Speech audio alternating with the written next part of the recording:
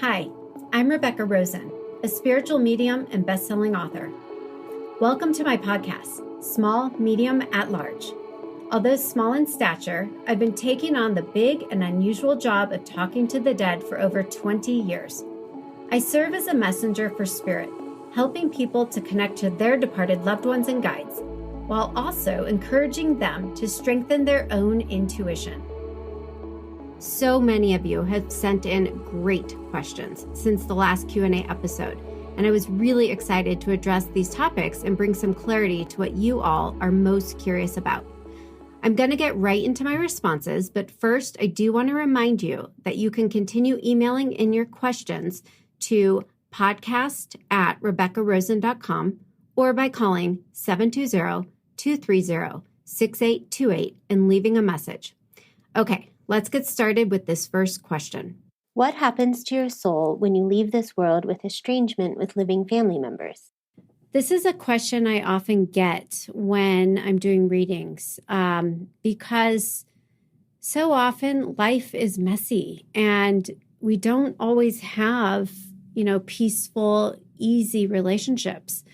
A lot of times that's the whole point. Our life is like a play, and we all play different roles in each other's plays, and we wear these different masks, and we're really just playing out our parts that we signed up for before we were born. So we create these soul contracts, and there are certain lessons that we need to learn and go through. So whether we're teaching them or on the receiving end, learning them, either way, we are carrying out what we need in order to grow and evolve. And so when we cross over, we pick up where we leave off. And so we have to do a life review at some point. And we sit down with our trusted group of soul guides, our council, made up of different souls that help us do an honest self-inquiry, where we take inventory of our lives and our choices. And we are reminded of what we originally agreed to in that soul contract by our council of guides, okay? And at that point, we play judge and jury, okay? We take full accountability for everything that happened, positive, maybe negative, and anywhere in between. And so when we leave this world with that estrangement, oftentimes, so we wake up and it's the living who's still unresolved because maybe the living survivors don't have full clarity or remembrance of that agreement, that soul contract. And so they're carrying some of the hard feelings. But when I do readings, the spirits come through and they often, take ownership where they couldn't in life. They are in their higher self, being the bigger person, owning their part in the deal. So the best way I can really lay this out is an example I had with a reading I did. So I had a woman and her mom came through right away, apologizing for being, hard on her in life. She showed me tough love. And the mom was being fully accountable and fully aware of how her hurtful words and actions or inactions scarred and hurt her daughter throughout this woman's entire life. And it was very sincere. And the spirits that come forward are the ones who have good intentions. So even if this woman was somewhat of a witch in life, her higher self was coming through with the pure intention of making things right with her daughter. Well, this client of mine, this woman could not wrap her mind around the fact that her mom was sincere or that her mom was worthy of forgiveness. And I had to explain soul contracts. And her guides came through helping her to understand that she signed up for that. It wasn't happening to her. It was happening for her in this lifetime. So she chose this mother to show her contrast, right? They were learning and teaching each other in this relationship. And her mom acknowledged by having that experience of tough love and knowing what she didn't want, she in turn could choose to do the opposite when she had her own children, which she did. She took that as good, important information on what not to do and how not to be as a mother and as a human being. And her mom acknowledged what a fantastic job this woman has done. Again, this woman really had to sit with this, and I'm not sure where she's at with it today, but hopefully it brought her the awareness and the comfort, knowing that her mother was proud of her. And she, by showing up and living her life in a different way, in a more loving, kind, in a positive light, that she is teaching her mother from the other side. She is showing her mother what it looks like to be your best self. So anyways, nothing falls away, okay? So when we leave this world with estrangement from living family members, the best thing we can do is forgive them, forgive the situation, and ask, what was this there to teach me? And take the gifts out of that. And then when we cross over, we will reunite with them. And we will have a big laugh, acknowledging, what a full, messy journey it was, but how much we spiritually grew. How much influence can your guides have on you? I love this question. I love anything about spirit guides. I think it's really fascinating. And to answer this question, how much influence can your guides have on you? Well, the bottom line is this. We have free will, and anyone guiding us has to honor that free will, free choice. So all we can do is use their energy to help align us with our higher self's knowing and our highest truth, and gently remind us of what we signed up for and help guide us down that path. So all spirit guides are different in their personalities, just like all people are different. And guides take different approaches to guiding us. But what I've heard from the readings I've done in different guides coming through, some qualities that coming from a more advanced guide they are compassionate and empathetic without being too easy on us. Okay. So guides have walked an earthly life before, and unlike angels who haven't necessarily done so. So spirit guides have more empathy because they get how hard this world can be. And so their job is to be compassionate and not judgmental, but yet hold us accountable. So they aren't judgmental, but they're discerning, okay? And guides also don't impose their values, opinions, or choices onto you. They know that we have the right to make our own mistakes. And quite honestly, they expect us to. We're an earth school, and this is how we learn and grow. And it's not the mistakes that matter. It's that we learn and grow from the mistakes, right? So that we do and be better the next time. Advanced guides simply encourage or suggest, what we should do or what we could do. So it's like a good therapist that you go to who just asks you all the right questions to lead you to your own answers and your own truth at the end of the day. And guides, their job is to help build morale, instilling confidence in us.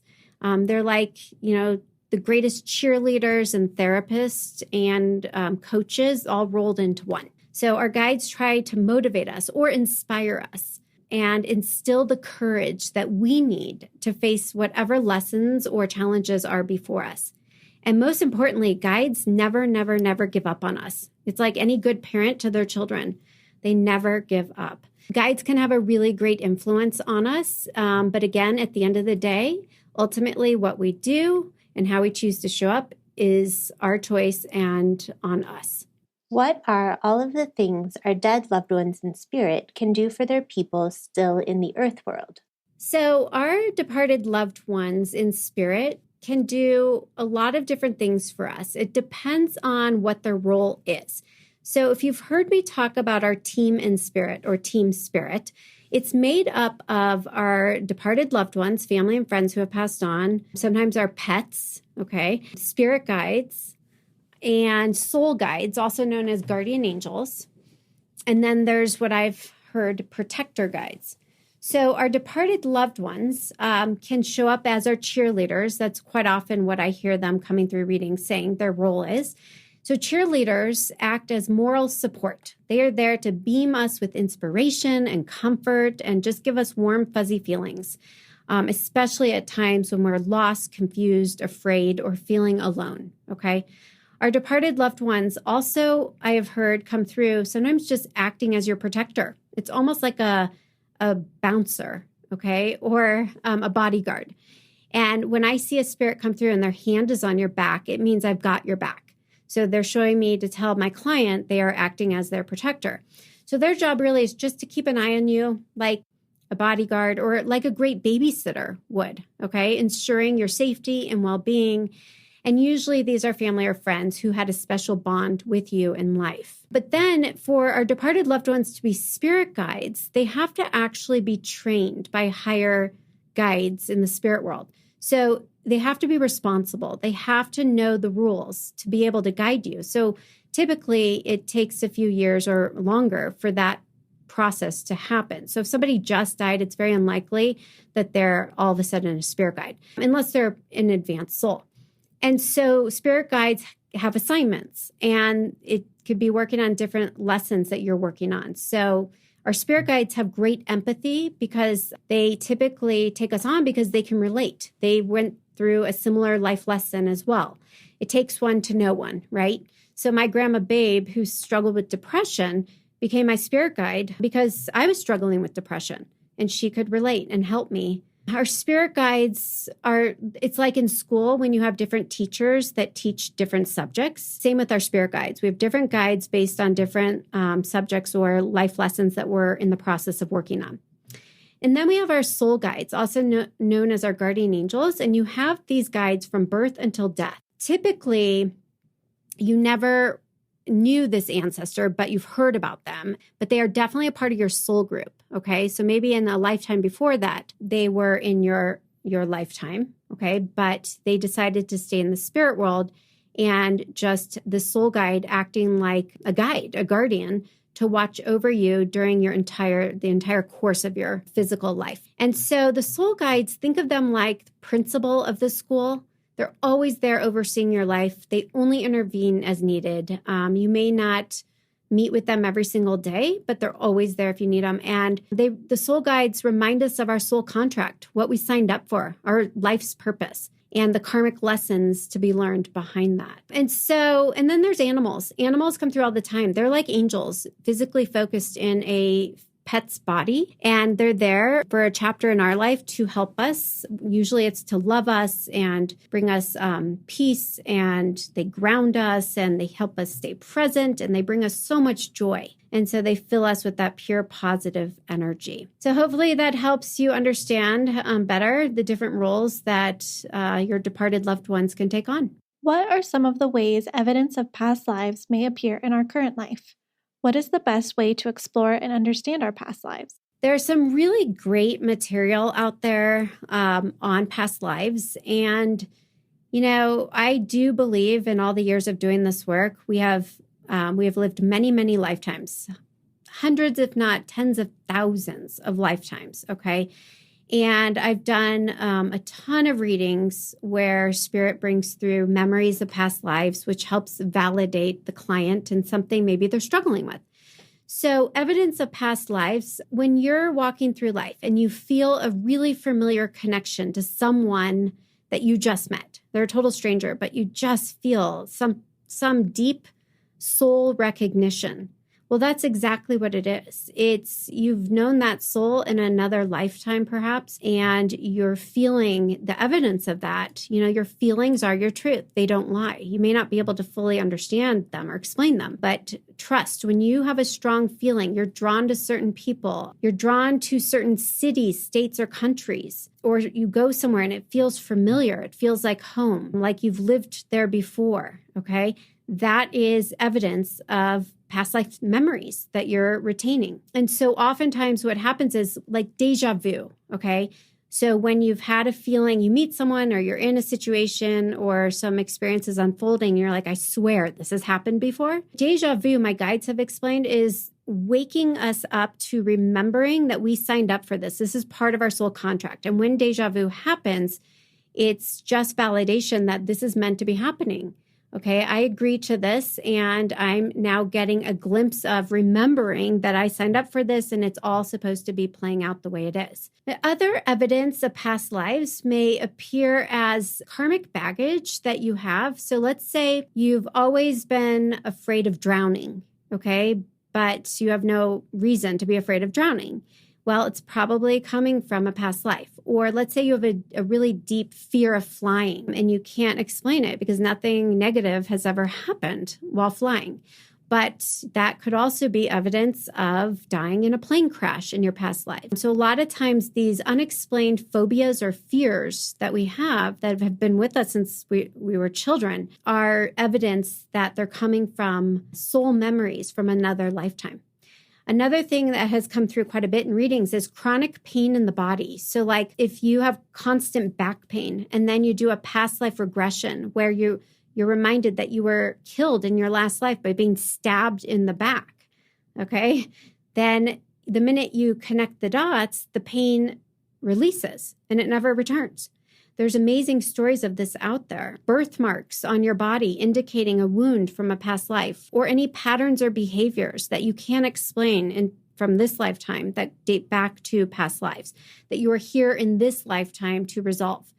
So great ways to really explore this is finding a trusted professional past life regressionist or life between life regressionist. There's some great books, out there, especially Dr. Brian Weiss has written many wonderful books, and that he also has trained many credible therapists who know how to do past life regression.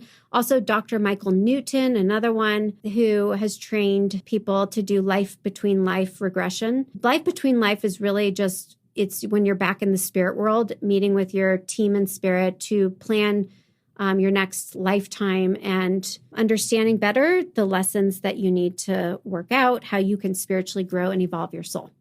So if you're sensing any of this speaks to you, I would highly recommend that you seek out someone to work with to help you get into your subconscious mind so that you can go back and uncover some of these lessons that are coming up for you for a reason so that you can heal them and grow past them. What is a miracle and how do they occur from a spiritual perspective? I love this question. Let's start by talking about the definition of a miracle. According to Webster, a miracle is an extraordinary event manifesting divine intervention in human affairs. The second definition, an extremely outstanding or unusual event, thing or accomplishment. Third definition, according to Christian Science, a miracle is a divinely natural phenomenon experienced humanly as the fulfillment of spiritual law. So one of my favorite quotes is by Albert Einstein, and he says, there are two ways to live your life. One is as though nothing is a miracle. The other is as though everything is a miracle. So it really comes down to our perception and the lens through which we choose to see our world. And so miracles, from what Spirit has shared with me, are meant to be common everyday occurrences, okay?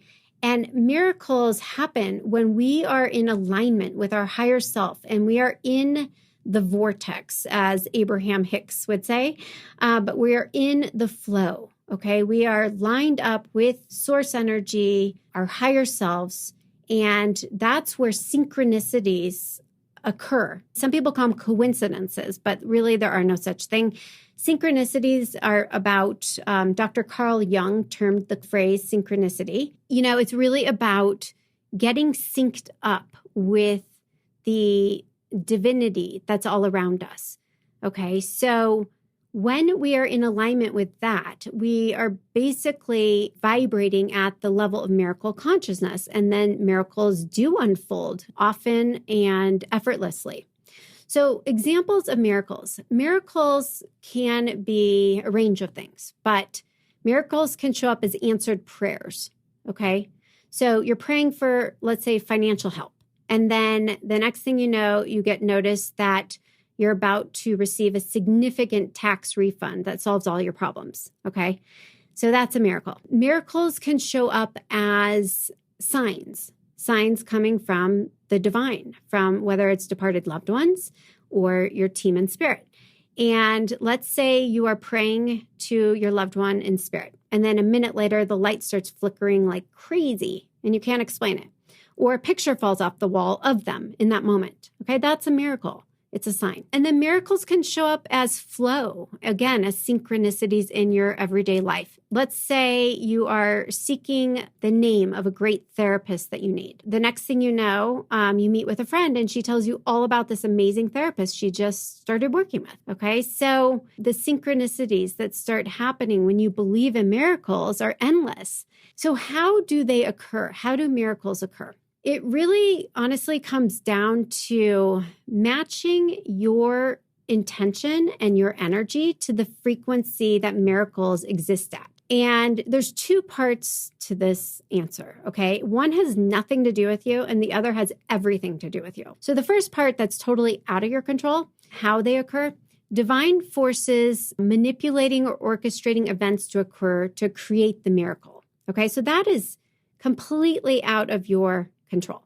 This is about living in a place of faith and trust that there's something bigger than ourselves, divinely orchestrating and guiding our lives and assisting us along our path. The second part to this is in our control. So this is all about you getting out of your own way, which is surrender, to then match your vibrational frequency to the frequency of miracle consciousness. This is all about doing things that raise your vibration to match the frequency of that high vibration where miracles exist. And then this allows for those miracles to unfold without you doing anything except showing up and matching that energy. The key is this: you need to be able to suspend any doubt long enough and open your mind to allow for the possibility of the miracles to occur. So really that again comes down to getting out of your own way, getting out of your head and opening up and allowing. A great thing to do is just set the intention to invite miracles in, okay? And then manage your energy to match this higher frequency. Let go and go with the flow and then expect miracles, okay? It's like Albert Einstein said, you can live your life expecting no miracles or expecting that everything is a miracle. And they are truly intended to be common and abundant. And once you really get evidence of that, you build your faith in knowing that this is true. And this is where life becomes magical and a whole lot of fun. Before we incarnate into our earth world, do we know all possible occurrences and trajectories of our life? Is everything that happens in our earth world life something we signed up for? There's two different questions here. Before we incarnate, we create this life plan or loose blueprint for our life, okay? And we sit down with our team of higher guides, our council, and we responsibly map out potential things that we are going to experience in our physical incarnation for us to learn and grow. And so when we come in, they're only a possibility or a probability because we have free will. And there's a lot of free will of others involved at play around us, okay?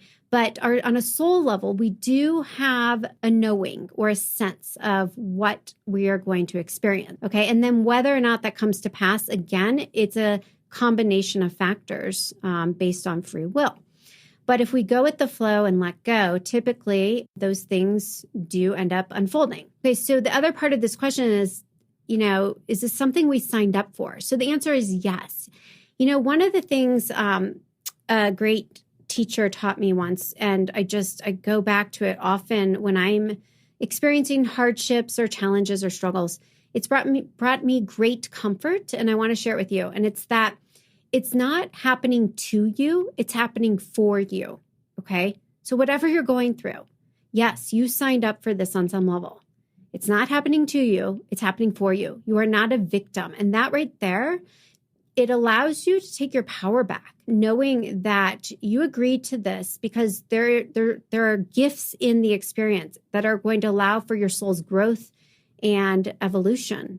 And that's the whole reason we're here. And so the things, and just to expand on that, is it something we signed up for? Yes. And it's, what we do with it that counts. And if you can remember that there are a few reasons why you have to go through things that will challenge you. And typically it comes down to these things. One, it's because, you're balancing out karma with other people, other soul mates, so to speak, okay, from other lifetimes. Another reason would be you're here to heal, and it gives you the opportunity to experience healing. Another would be you signed up for this to be of service to somebody else. You are here taking one for the team, saying, I will show up and play my part in this experience to help you learn and grow.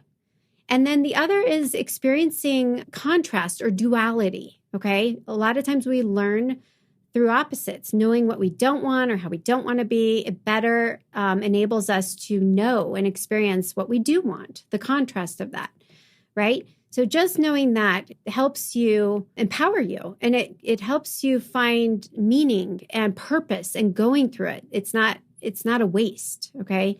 There's an opportunity in that for our growth. What are the characteristics of an old soul, and what are the characteristics of a newer soul, if there are any? So this question I get a lot, and we loosely throw around the phrase old soul. And so, in my earlier days of doing this work, I was introduced to the work of Dr. Michael Newton. Journey of Souls was one of his first books. And when I read that book, it really resonated with me and lined up with everything that my guides have shared with me. And in that book, he talks about the different levels of soul development. And in that book, he has a chart, and the chart has the classification model for soul development. So it starts with level 1, which is a beginner soul, okay? And then it goes all the way up through a level 6, a highly advanced soul. So there's the level 1 beginners, then there's level 2 lower intermediate, level 3 intermediate, level 4 upper intermediate, level 5 advanced, and level 6 highly advanced, okay? And so that goes for our souls while incarnated and our souls when we cross over back into spirit. And that also applies to the different levels of guides. To just put simply, old soul would be an advanced soul, and a new soul would be a beginner. And then there's everything in between. So what are the characteristics of, let's start with a new soul. A beginner new soul is really operating from the lower frequencies of the mind or ego. Okay, it's easy to get disconnected from our higher selves. And then we make choices from this kind of lower place that brings in all the lower qualities like greed and competition and blame and judgment. So when we're a newer soul, we oftentimes get stuck in a mindset of right and wrong, good or bad. Everything is black and white. We're quick to judgment. We're quick to blame. We're quick to project our stuff onto other people and unconsciously do so. Newer souls, they have typically big egos. There's a difference between being confident versus being cocky. And newer souls oftentimes are more cocky. And newer souls, their interests lie more in material pursuits or personal gain, or they're out to prove that they're better than someone or something. Newer souls operate from a place of greed and competition, energy, and fear. Kind of that not enough mentality and out for yourself. And then older souls, more advanced souls, they're really here to really serve others. And older souls operate from the higher frequencies of oneness, remembering that we are all connected.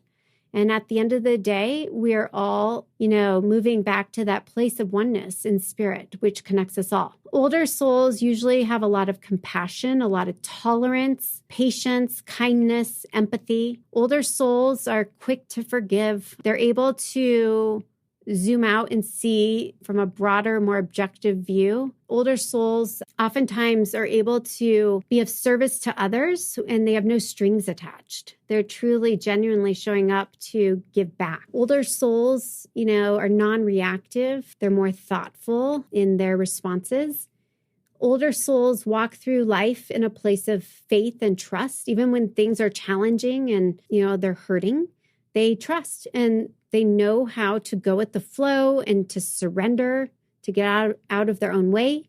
And they know how to trust that at the end of the day, even if they can't see it or know it in that moment, they trust and know there's a divine order and timing to everything. And older souls don't need to take credit for things that they do or need the attention or the spotlight, okay? They're just truly here to show up and fulfill their purpose, to make the world a better place. And so wherever you're at on this scale, okay, we're all here in this earth school to grow and evolve, okay? And what matters is it's not where we're at. Like if you think about grade school, high school, first grade isn't any better or worse than the 12th grade. It's just a different level of evolvement. You have to earn your way up that scale. And as you do, you move into different levels, different grades. And so we're all at different places in our soul development. So at the end of the day, I think it's really about owning your choices and having the intention to do and be your highest and best self, right? For the highest truth and highest healing of all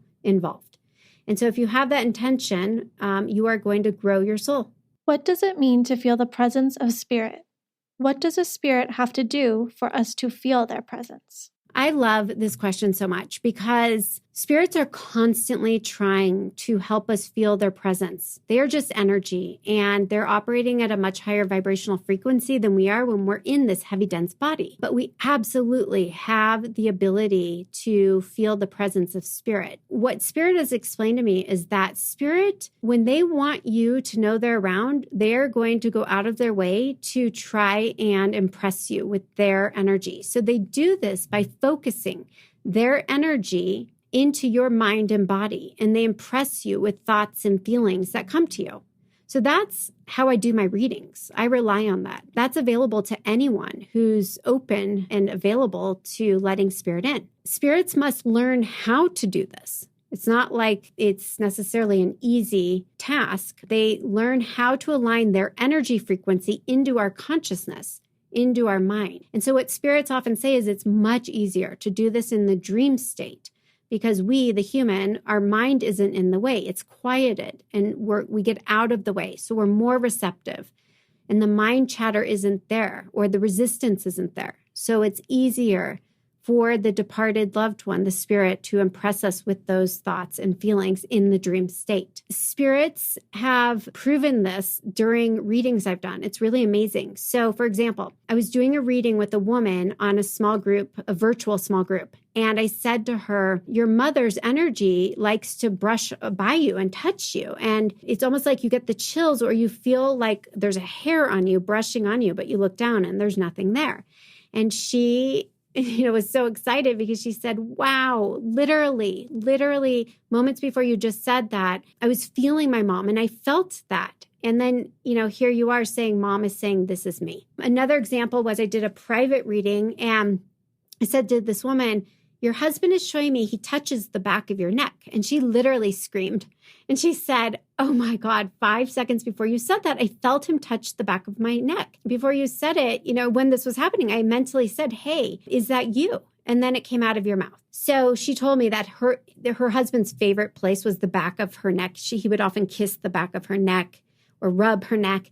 And so, of course, he's going to come through trying to project his energy, helping her to feel his loving presence on the back of her neck. So other ways spirits will, beam their energy onto us is, and then we pick up on it, is sometimes you feel like something running through your hair or tugging your hair. That's a spirit's energy. Or ringing in your ears, okay? They're beaming their high vibrational energy and it's causing a change in air pressure in a sense. And you might get this out of the blue ringing in your ear. Feeling lightheaded or tingling in or around your head or your hands.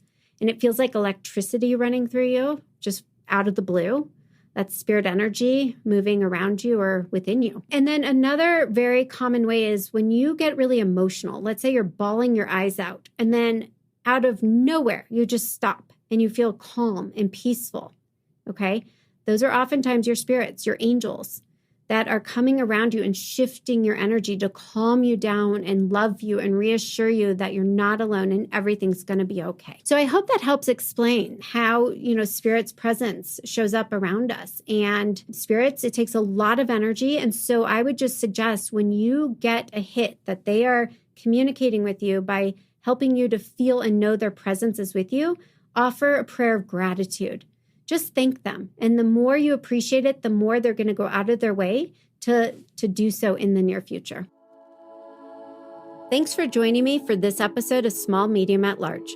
To register for one of my Rebecca Rosen live online events or virtual small group readings, and to sign up for my newsletter, please visit my website, RebeccaRosen.com.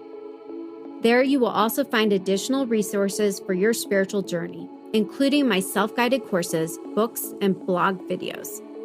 You can also follow me on social media by searching @Medium Rebecca Rosen on Facebook and Instagram. As always, wishing you brightest blessings and all love.